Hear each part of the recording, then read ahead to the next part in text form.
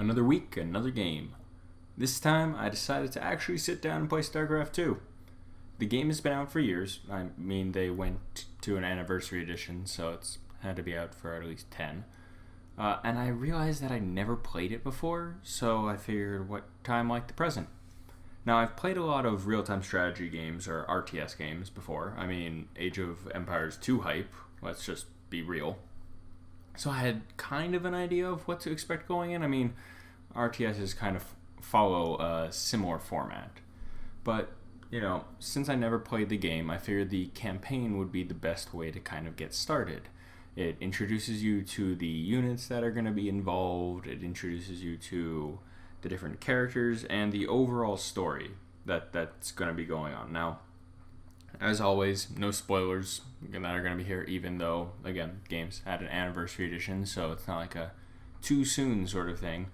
But overall, I'm just not surprised by the level of story that's involved with this.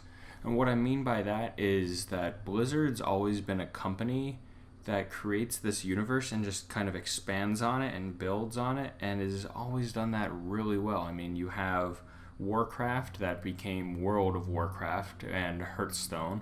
You have Diablo, you have Starcraft, and now they've added Overwatch to it. They have like Heroes of the Storm, which is like the conglomeration of all of them. But their universes are so big, so encompassing. I mean, they have their own convention for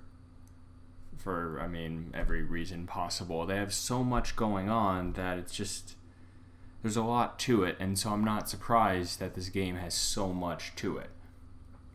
It's just impressed me, and they've done it again, in my opinion.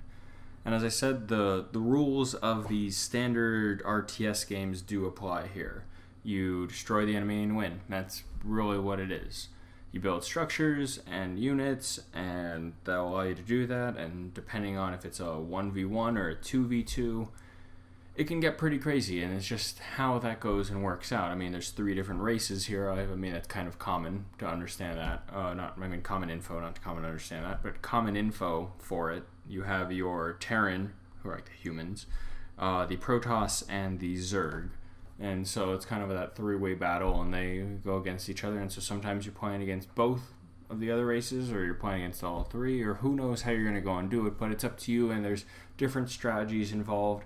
I mean, just look at professional StarCraft 2 players. Like, let's be real.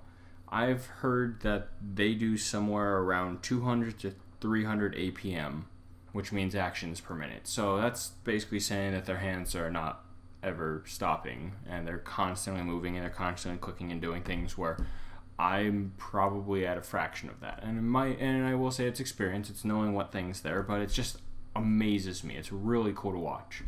And I really think that everyone should go and play StarCraft and StarCraft 2, and really any Blizzard game for that matter.